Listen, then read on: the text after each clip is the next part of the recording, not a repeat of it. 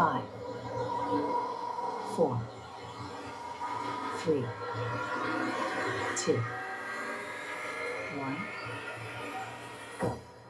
All right. If every decision you make is designed to keep everybody happy, eventually you may have happy people inside a failing organization. If every decision you make is designed to keep everybody happy, eventually you may have happy people inside a failing organization. So, good evening, everyone, and welcome to another episode of Leadership Unscripted. Now, I want to begin tonight with a confession.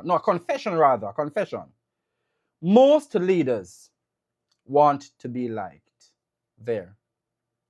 Most leaders want to be liked.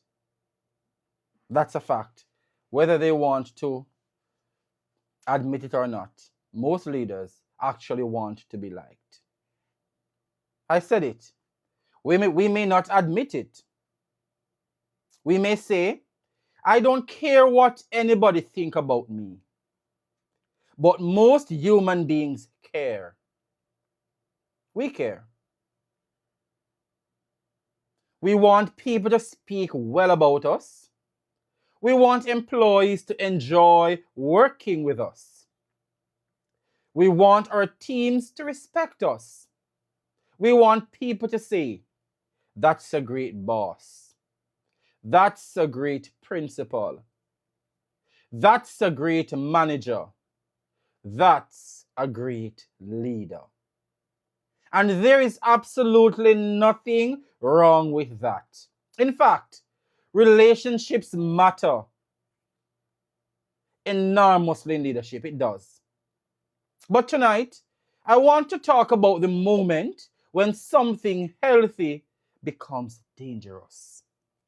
The moment when I want healthy relationships with my people quietly becomes, I need everybody to like me. Because those are not the same thing. So tonight's topic, when the most popular leader isn't the best leader. And here's the question I want sitting in the room with us for the next 45 minutes. This is a question I want you to think about. Are you leading people or managing their opinion of you? Are you leading people or simply managing their opinion of you? So don't overthink it. Don't overthink it. So if you had to choose, would you rather work for a leader who A, is extremely likable but avoids difficult decisions, or B, less popular but fair, consistent, and effective? Which leader would you prefer to work with?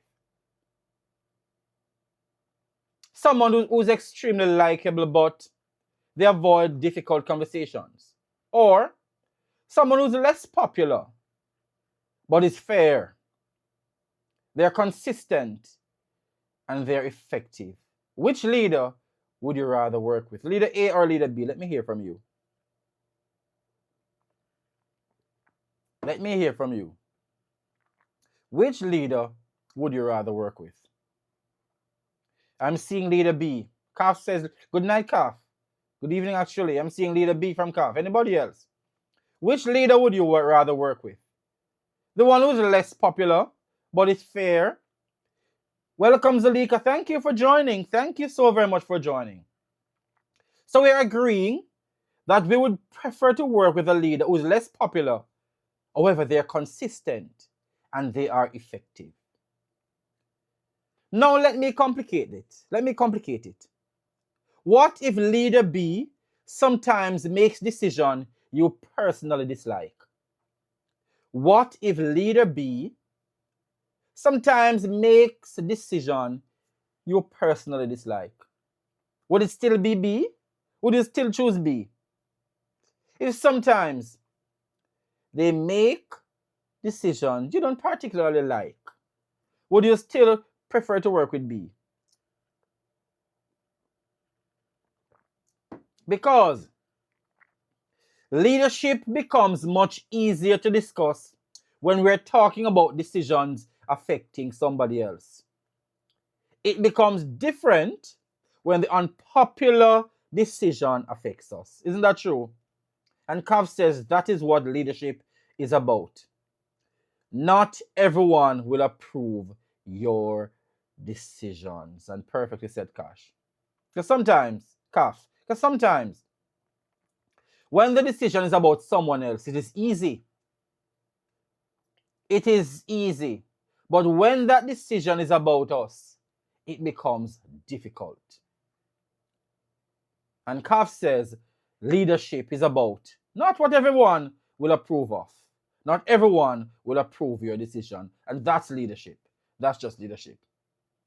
So before somebody clips 15 seconds of tonight live and say, Dr. Dale says leadership shouldn't be nice. Let me be very clear. I'm not saying leaders should not be nice. I'm not saying that. That's not my argument tonight.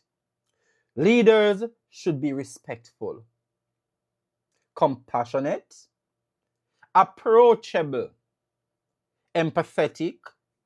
Leaders should be human because relationships matter.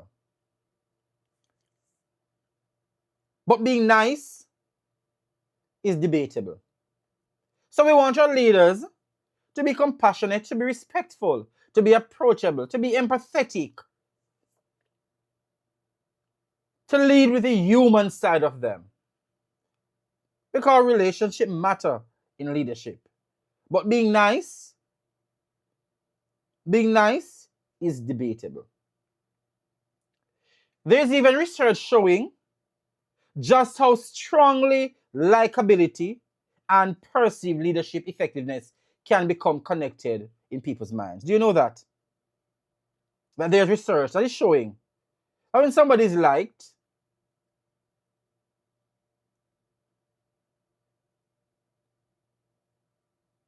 it can be connected to how effective you are as a leader. There's research that says that. So what I'm saying tonight, nice leader versus effective leader. Tonight isn't about that. We're not talking about the nice leader versus the effective leader. No. That's a false choice. The real conversation is, what happens when my need to be liked becomes stronger than my responsibility to lead? That's what we're talking about tonight. What happens when my need to be liked becomes stronger than my responsibility to lead? When you want everybody to like you, so it overshadows your responsibility. So accountability goes through the door. Kav says, then you're a manager, not a leader. So the first test tonight, I'm going to give you 4 situations and tell me whether the leader is showing compassion or approval seeking. You're going to tell me if the leader is showing compassion or just seeking approval. An employee is going through a difficult personal situation, so the leader temporarily adjusts their workload. Is that compassion or approval seeking?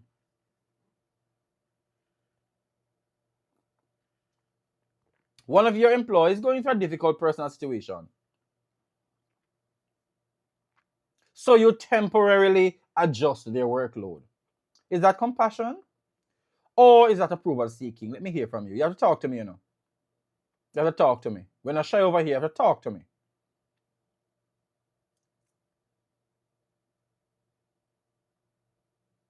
St. Andrew Prep principal, not sure either.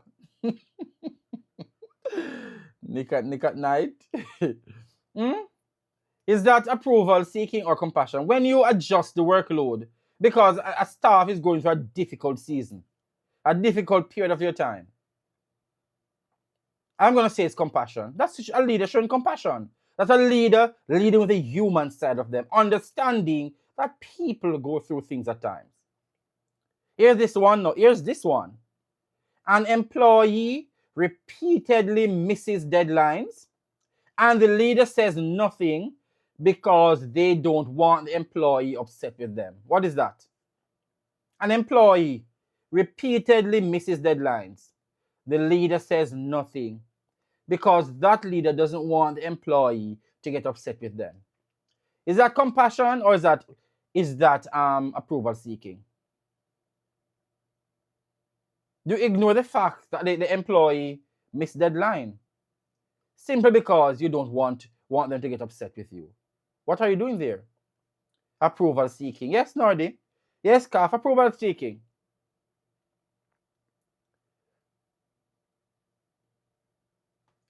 This one now, a team member makes an honest mistake and the leader coaches them instead of humiliating them. This one, a team member makes an honest mistake and the leader coaches them instead of humiliating them. Compassion or approval seeking? Do you think the leader, instead of humiliating the staff, decided to coach the staff because it was an honest mistake? Do you think the leader is seeking approval or just a compassionate leader?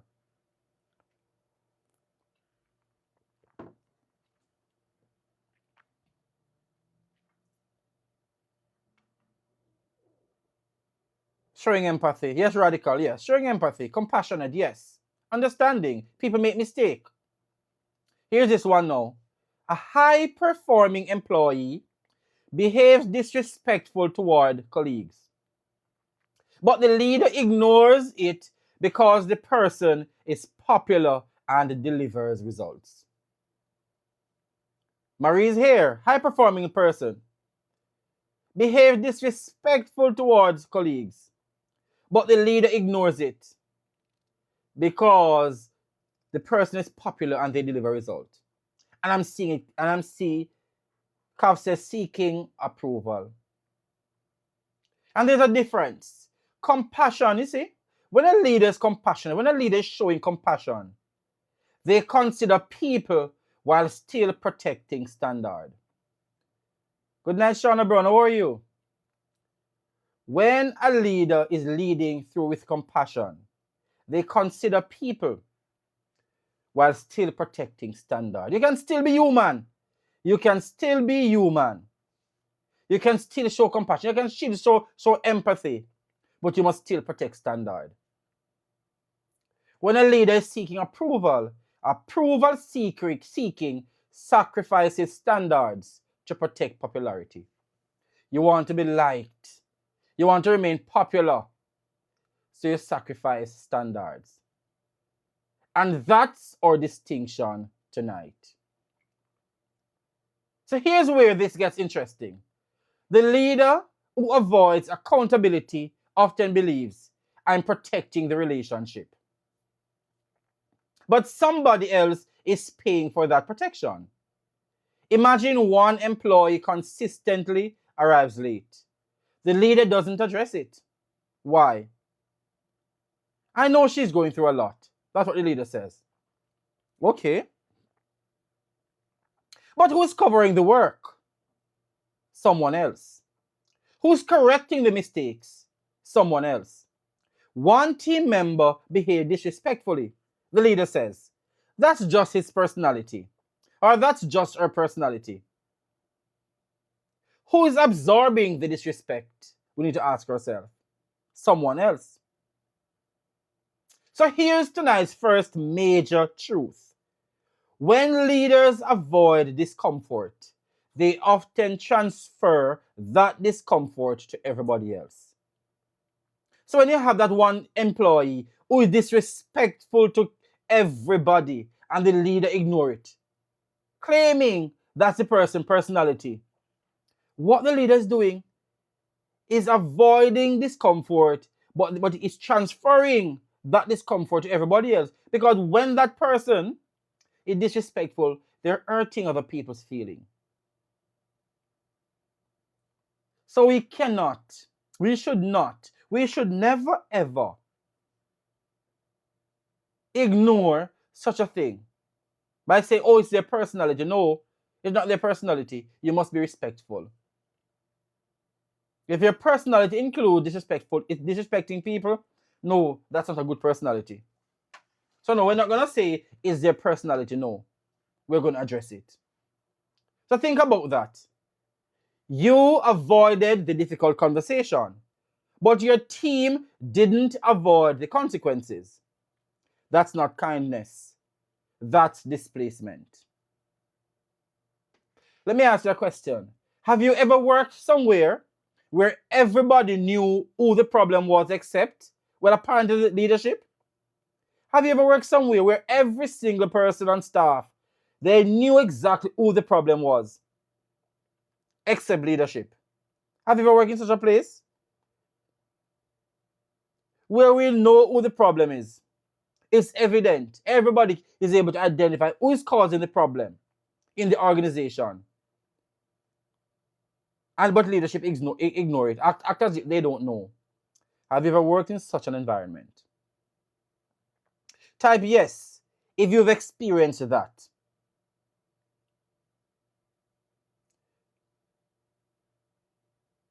Purpose could say yes, sir. Now here's the uncomfortable follow-up. What happened to the morale of people who were doing what they were supposed to do? That's the hidden cost. Not true. When you refuse to address that one person who's causing problem, who is tearing the team apart, but the leader refused to address it. What happened to the other persons? What happened to their morale? So you're pleasing one to the detriment of 10. Can't work. So let's talk about why this happens. Leadership changes relationships. That's a fact.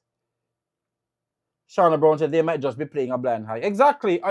Choose Shauna Brown, or they're afraid, or they want to remain in people's good grace. They want to remain in people's good grace. So let's talk about why it happened. Leadership changes relationships. Whether we want to understand, whether we want to believe it or not. It changes relationship. Yesterday, you were my colleague. Today, you're supervising the people you used to have lunch with. Yesterday, you complained about management together. Today, you are management. And now you have to make a decision affecting your former peers. That's hard, very hard. Because leadership sometimes requires you to disappoint people you genuinely care about. Leadership requires you to disappoint people you genuinely care about. And here's something important. Disappointing someone does not automatically mean you've mistreated them. So let me make this, and I spoke today when I met with my leadership team, I spoke to them about this very topic. I said to them, be mindful of the conversations you have when you're with other staff members. Be mindful. Because those same conversations you have may come to haunt you when you have to lead them, when you have to direct them, when you have to supervise them. What authority, what credibility will you have? What credibility will you have? So sometimes when we aspire to leadership, when we aspire to become leaders, we have to be very careful of the cliques we form, the conversations we have. Because if you're promoted tomorrow, those same people are going to say, who is him to talk to me? Last week he was here tearing down leadership with us. What credibility, how credible is that person to come and tell me to do this when last week they weren't doing it? So be careful. Be careful, because what you think is making you popular today and is making you like today, when you hit that leadership road, you may find it challenging. You may find it challenging. And that's why I always preach. Be professional in the work environment. So if you're promoted tomorrow morning, there's nothing you have to worry about. Nardi says not only the conversation, but also the action. Exactly, Nardi. How they behave as well. How they behave as well. Be careful. Be careful. Be careful. Be careful. So let me repeat that. So today, you're management. And now you have to make a decision affecting your former peers. The same people you used to go to have lunch with. The same people you used to gossip about leadership with. You're promoted. And you have to make decisions that affect them. That's going to be hard. Because leadership sometimes requires you to disappoint people you genuinely care about. And here's something important. Disappointing someone does not automatically mean you've mistreated them. No. It doesn't automatically mean that. It doesn't automatically mean that. That's a distinction emotionally mature leaders have to understand. When you're in leadership, you're going to disappoint the people you care about. Mm-hmm. If you work with your friends, you're going to disappoint them when you're in leadership. That's just a part of leadership. Is it disappointing, though, if you are doing your job? It can't be disappointing. Exactly, Renzo. Not disappointing at all. You're just doing your job. That's why you must have a mature-minded friends who understand that the role of your leadership role and friendship cannot cross paths. Cannot cross paths. You must hold them accountable. You have to hold them accountable. So they think you're going to be nice to them because you were friends before you got the position. Can't work. Should never work. Should never work. So someone can dislike your decision. Yeah, they can dislike it. And the decision can still be fair. Someone can be disappointed with you. And you can still be compassionate. Marie said the respect you receive after promotion is often influenced by the reputation you built before. Let me give Marie a tambourine there. So, Marie, you deserve a tambourine for that one. Not a tambourine, a horn. You deserve a horn for that one. You deserve a horn for that one, Marie. The reputation, the respect you receive after promotion is often influenced by the reputation you built. By the reputation you built. You're on point for that one. You're on point with that one. So someone can dislike your decision, but yet the decision is fair. Don't feel bad about it. Someone can be disappointed with you, and you can still be compassionate. Someone can disagree with you, and you can still be a good leader. This is where leaders oftentimes get trapped. They interpret, they're upset with my decision, which means I've failed as a leader. No. If someone is upset at your decision, that doesn't mean you're failed as a leader. Sometimes they're upset because the answer was no. Sometimes they're upset because accountability can be uncomfortable. Sometimes they're upset because what they wanted wasn't possible. And here's the truth. Leadership cannot be evaluated solely on the emotional reaction immediately following a decision. Once your decision is fair, once you're fair, don't worry, don't think you failed. No. Some people just don't like to hear no. Some people don't want you to hold them accountable. Some people want things that isn't possible. So leadership cannot be evaluated solely by the emotional reaction immediately following a decision. So here's our one scenario for tonight. Remember to like the live, share the live, invite a friend, and ask that friend to invite their friend. Here's our scenario for tonight. Because every night I have to come with a scenario. I want everybody and I want all of you participating, please. So you lead a team of 12 people. 12 people is on your team. One employee, we're going to call him Marcus tonight, is extremely popular. Marcus is extremely popular. He's funny, charismatic. Everybody likes Marcus. You know, them people in the workplace, everybody like them. They're jovial. They go to everybody cubicle. You go to everybody office. Everybody, they're all good, jovial. Everybody like them. Everybody friend. That person who's everyone's friend. Yes, that's Marcus. You like him too. As a leader, you like him too. Marcus also performs very well.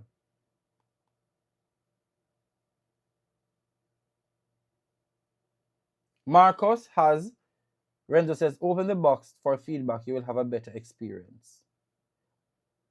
Can you explain that, Marcus? I'm not sure what you're asking. Marcus also performs well. But there's a problem. Marcus has developed a habit of arriving late. Not once, repeatedly. Other employees have noticed. 2 people have quietly complained that Marcus is coming late. Friday morning, you finally met with Marcus. Oh, open, invite person, open the box. I don't know how to do that. But anyway, 2 people have quietly complained. Friday morning, you finally meet with Marcus. You explained that the lateness has to stop. Oh, you requested John, let me see. Accepts. Renzo. Let me see something here.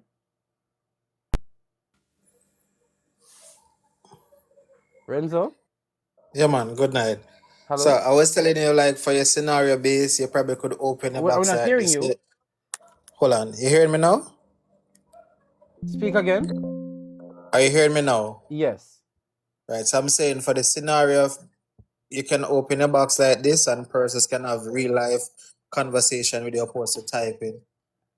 Okay, I I think get you're it. having a feedback though. I think you're on 2 devices, right?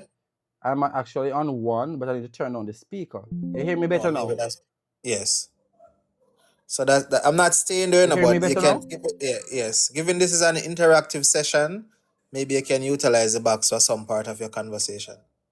For me to hear, I'm gonna have to so I won't be able to open the box tonight because I'm gonna have to get a speaker so I can listen from that device.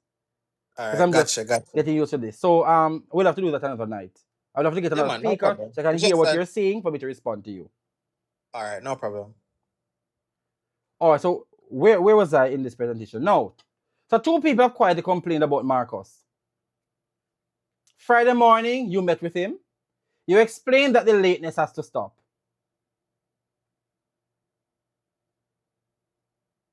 Marcus becomes very defensive. He says, seriously, after everything I do around here, then everybody is late sometimes. Then he says, I thought you were different from the other managers. Do you notice that sentence? I thought you were different from the other managers. That's emotional pressure. You feel uncomfortable. Marcus leaves unhappy. 20 minutes later, another employee tells you, Marcus is telling everybody you've changed since becoming a manager. Now you're sitting in your office. You know people like Marcus. You know he's very influential. And you know enforcing the standard may make you less popular. What do you do? What do you do? What do you do in this situation? Marcus is very popular. You've had the discussion. Marcus left your office and is now walking around the entire school campus telling people you've changed. How do you deal with this such a situation? What do you do? Do you back off? Do you maintain expectation? What do you do? Do you give him another informal warning? Or do you change the expectation for everybody to say, you can come late whenever you want? What do you do?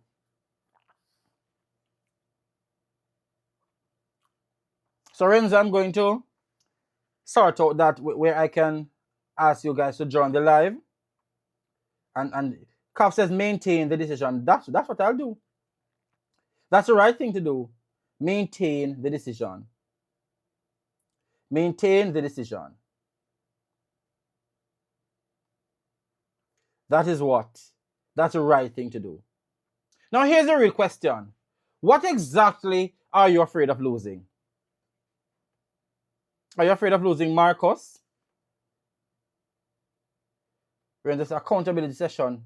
Also reset expectations with the team via policies for reference. I agree.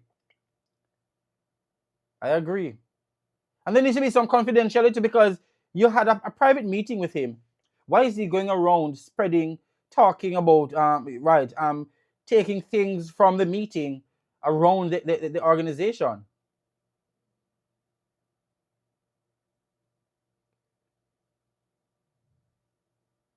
So there are a lot of things that it says Marcus isn't credible. Yeah. You have a lot of things when you talk about Marcus. But hear this sometimes. Sometimes the leader be afraid of Marcus? Be afraid of that the team morale will change? Or it's trying to protect their popularity? Because sometimes, you see, leaders dress up fear of rejection as concern for morale. And we need to separate them.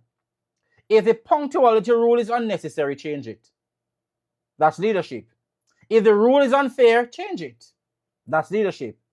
But if the expectation is legitimate and applies to everyone, then refusing to enforce it because of a popular employee might dislike you isn't compassion. No.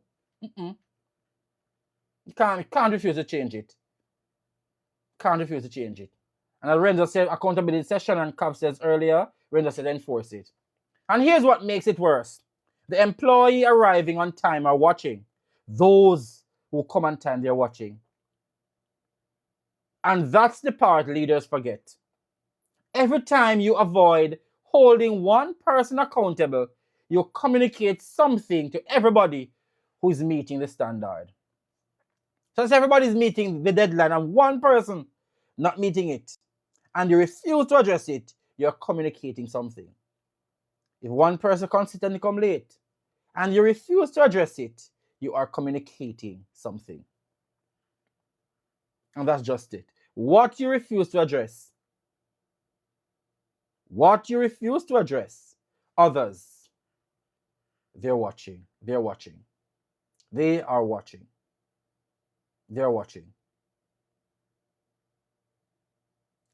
So in saying that, we need leaders who can do two things at once. We need leaders who care about people. Murray says preferential treatment being displayed. True. So we need leaders who can do two things at once. You should care about people and make hard decisions. You should be able to do the two things at the same time. You should be able to care about people, but also make hard decisions at the same time. Those aren't opposites. In fact, sometimes making the hard decision is caring. Sometimes making the hard decision is you actually caring. Supportive and accountability management style, exactly. Support them but hold them accountable. So earlier I promised tonight wouldn't simply be about identifying a problem. I want to give you something practical. And I'm calling it the CARE decision test. That's CARE, decision test. So before making a difficult or potentially unpopular leadership decision, I want you to ask yourself 4 questions. 4 questions. 4 questions. C in care, clarity. What is the actual issue? Ask yourself that question. And in doing that, you need to separate the person from the problem. Not, Marcus has a terrible attitude. Instead, Marcus arrived after the agreed starting time 4 times this month. So you're looking at facts before feelings. Renzo, we're in education. This matters because clarity reduces emotionally driven leadership. So first, see clarity. What is the actual issue before you make a decision? The A now in care, alignment. Alignment. Okay, Ranger, understand. Alignment. What standard, value, or organizational goal should guide my decisions? What standard, value, or organizational goal should guide this decision I'm going to make? So do not ask yourself, will people like this? Instead, ask yourself, is this aligned with what we've said matter? If your organization says fairness matters, is the decision fair? If excellence matters, does it protect standards? If compassion matters, have circumstances been considered? If integrity matters, would you make the same decision if everyone could see it? So first we talk about clarity. What is the actual issue? A, alignment. What standard, value, or organizational goal should guide my decision? The R now, relationship. How can I communicate the decision while preserving dignity? How can I communicate the decision while preserving dignity? And this is where kindness belongs. You don't need to humiliate someone to hold them accountable. You don't need aggression. You don't need to say, I'm the boss. They know you're the boss already.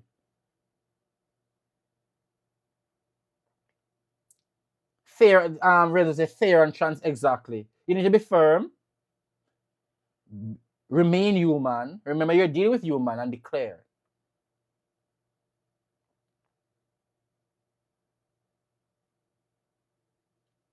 And then after relationship, we're talking about E, equity. So would I make the same decision if this were somebody I didn't personally like? And that's the killer question. Would I make the same decision if this were somebody I didn't personally like? Would I apply this standard to my favorite employee, my friend, the high performer, the difficult employee, the new employee? If your answer changes depending on who is standing in front of you, you need to examine your decision.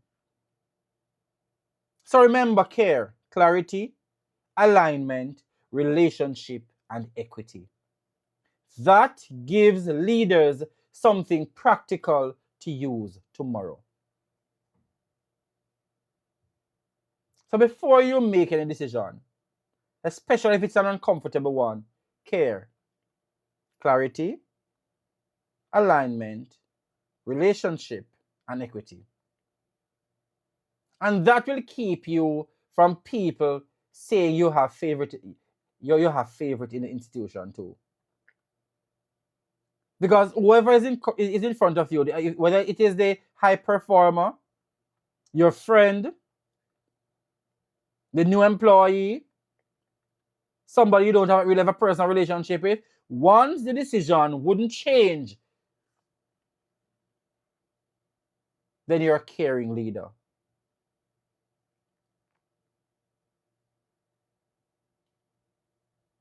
We could say I care, I for integrity. Exactly. And at the integrity. Thank you, Kaf. At the integrity. And this conversation connects with where's the book? I need to find the book tonight. I haven't shown the book in a long time. The Teaching and Learning Leader. It's somewhere down here. The Teaching and Learning Leader. So one of the principles underlining effective instructional leadership, you see, is that leadership cannot simply be about maintaining comfortable relationships. Leadership has to create conditions where people can improve. Can we agree to that? That leadership must create conditions where people can improve. And Marie said we should not allow familiarity to influence professional decisions. Hard, very hard, but it's true. Leadership has to create conditions where people can improve, and improvement requires feedback. And sometimes the feedback is not going to be what people want to hear. But if you're all about driving improvement, some feedback is they're going to be difficult ones. And as a leader, once you're using I care strategy, you have nothing to worry about.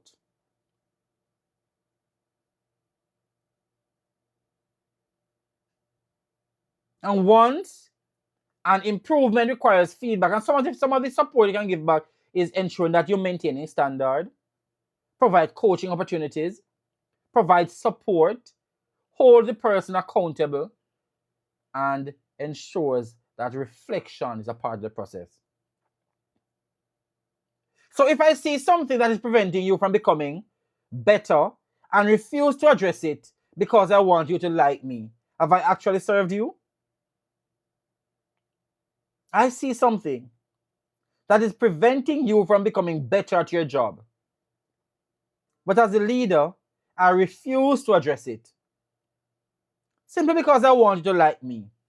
The question is, have I served you? And that's a difficult question. Because sometimes leadership says, I believe in you too much to pretend this is good enough. Leadership says sometimes, I believe in you too much to pretend this is good enough. And that's very different from saying you're not good enough. One attacks identity, the other challenges growth. Because great leaders know the difference. Always remember that. And then we come to the psychology of fragility. And why does being disliked bother some leaders so deeply? Why does it bother some leaders why does it bother people in general so deeply? Sometimes underneath the need for popularity is fragility. So if my identity depends on everyone seeing me as the good boss, the nice principal, the cool manager, the leader everybody loves, then disagreement becomes threatening. So someone isn't simply questioning my decision, it feels like they're questioning me. If you feel that way, and that's where leadership can become dangerous. That's where leadership can become dangerous. Very dangerous. Because now I start making decisions to protect my identity rather than serving the organization. So if you're worried about what people think, if you're worried about what people think,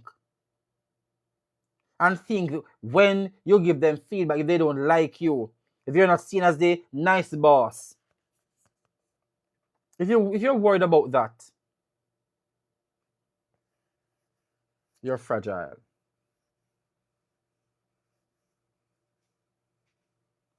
You need, as a leader, you have to come to terms that when I make a decision, once my decision is fair, if there are disappointments with my decision, if people are disappointed with my decision, I can live with it.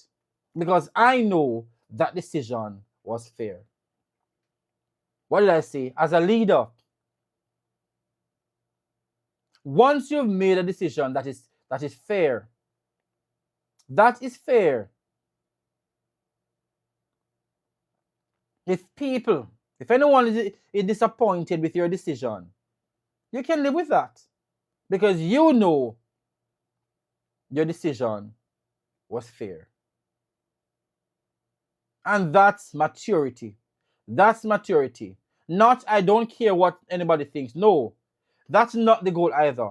The goal is, I care what people think. I will listen carefully. But their approval cannot become the compass for every decision I make. What did I say? You care what people think. You listen to them. But their approval cannot become the compass for every decision you make. And that's strength. Always remember that. Always remember that. So let's do something different before we close. Let's do something different before we close. Imagine every leadership decision produces 2 receipts. Imagine every leadership decision produces 2 receipts. The first is printed immediately. It says, how people felt about your decision today. The second receipt doesn't print for another year. It says, what your decision produced over time. The 2 receipts. Imagine your leadership decision produces 2 receipts. The first one, and that one is printed and you get it immediately. How people felt about your decision today. The second receipt, it isn't printed. And you won't get it until a year or 2 years after. But it says what your decision produced over time. Those receipts may look very different. A difficult performance conversation today may produce a stronger employee 6 months from now. Not true?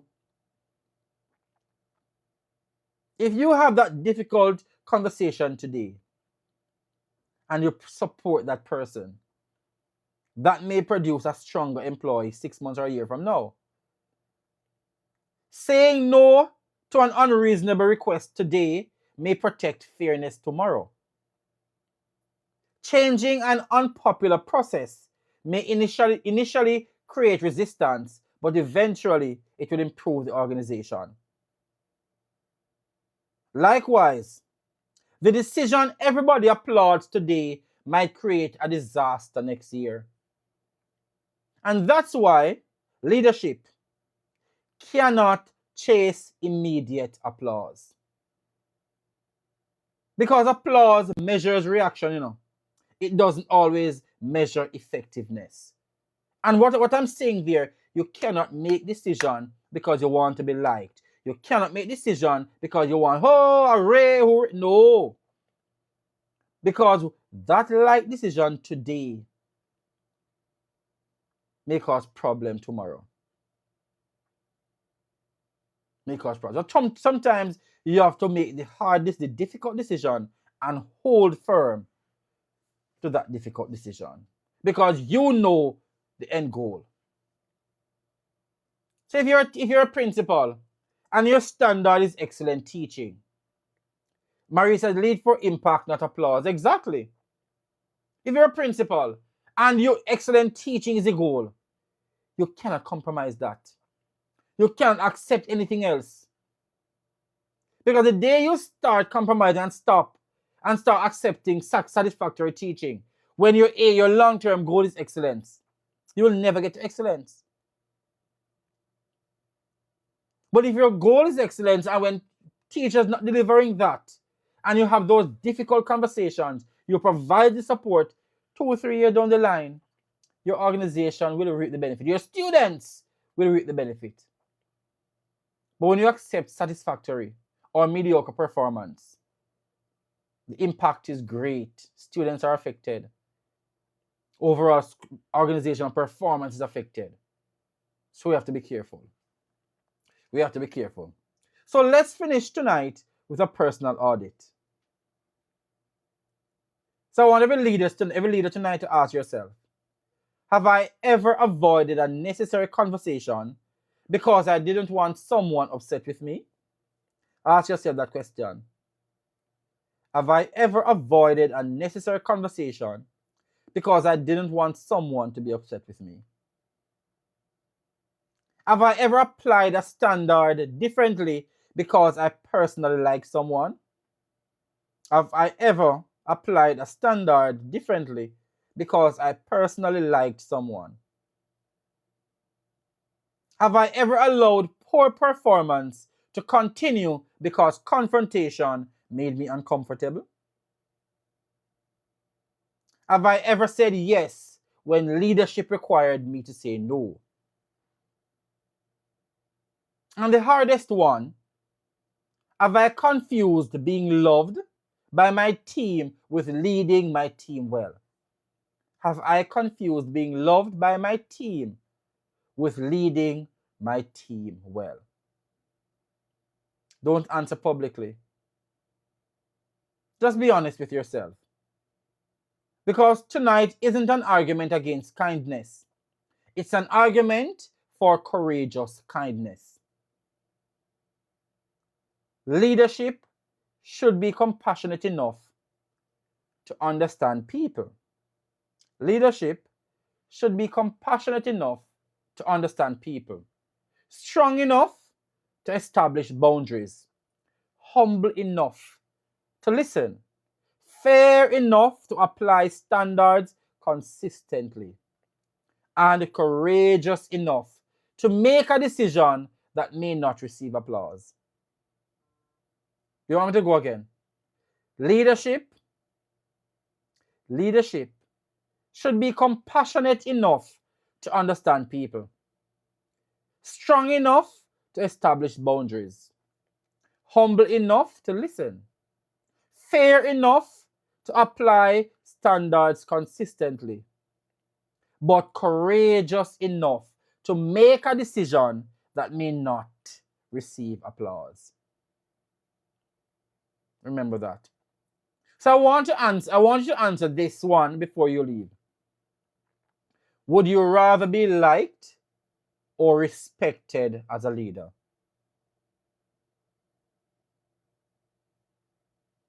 Would you rather be liked or respected as a leader? And can you have both? Would you rather be liked or respected? I want to be respected as a leader. Marie says, I need that one on a banner.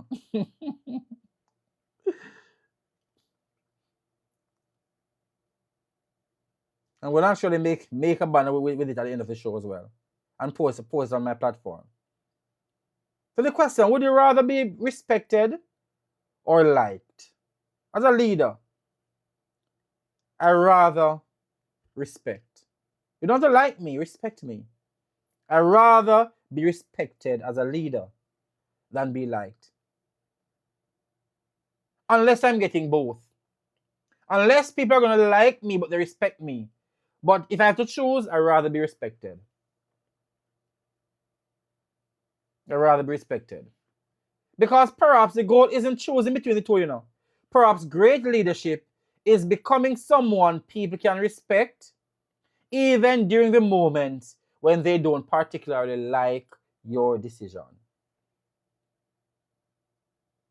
Becoming someone people can respect even during the moments when they don't particularly like your decision, but they respect you. And I leave you with this. If you need everybody to like you, leadership will eventually ask you to pay a price you're unwilling to pay. If you need everybody to like you, leadership will eventually ask you to pay a price you're unwilling to pay.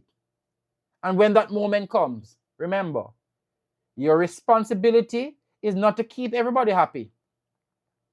Your responsibility is to lead with courage, fairness, compassion, and integrity. Your responsibility as a leader is not to keep everybody happy. You're not KFC. You're not Scotiabank. No. That's not your relation. That's not your job. That's not your responsibility to keep everybody happy. No. Your responsibility is to lead with courage, fairness, compassion, and integrity. That's your responsibility as a leader. Sometimes they'll applaud, sometimes they won't. Don't confuse the volume of the applause with the quality of the leadership. Don't confuse the volume of the applause with the quality of the leadership.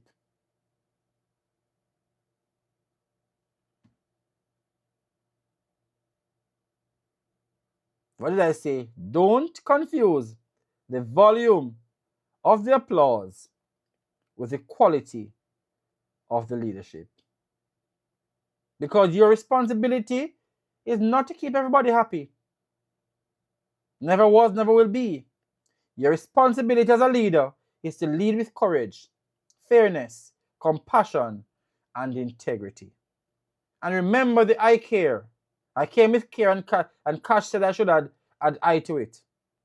So I said I care, integrity, clarity. Before you make a decision, think about 5 things: integrity, clarity, alignment, relationship, and equity. Would your decision, or if you don't remember that, just think to yourself, would my decision be the same if my best friend was in front of me, if the person I don't have a relationship was in front of me, if the new employee was in front of me? Would my decision be the same? If your answer is no, it means you're making the wrong decision, because you're making the decision based on personal preference. But if your decision would not change regardless of who is in front of you, make your decision. Whether it comes with applause or not, make the decision. Have that difficult conversation. Because your receipt will be improvement in the future. You want a long-term receipt. You're not looking for the same-day receipt. You're not looking for applause. You're looking for long-term impact. This is Leadership Unscripted. Have a wonderful, wonderful, wonderful night. I still won't worry. I won't worry myself. Let me repeat that. Oh, I won't worry. I won't worry myself. Praise the Lord. Because I have Jesus and He is my help. Bless the Lord. Oh, if tomorrow I should lose all. All right, so I'm going to try the suggestion that Renzo gives since night to allow people to join in the box. So I'm going to have to do some thank you very much, Marie. Thank you so very much. I'm going to have to do some research to ensure I'm not getting a feedback. I'm wondering if before I log off, if somebody can send me a request to join in the box. You don't show your picture or anything, for me to test it out to see what I need to do to ensure that I'm not getting a feedback. If somebody could just send me a request and I'll add you to the box, and you talk for me to see what I need to do to ensure that tomorrow night it moves flawless. So anybody just send me a request and I'll accept you and add you to the box, and then we can try to see if you're getting a feedback or if everybody live can hear you. All right, Mandy. So Mandy? Yeah? Are you getting a feedback? No, and I don't hear feedback.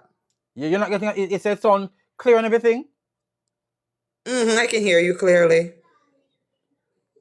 People on the live, are you able to hear us?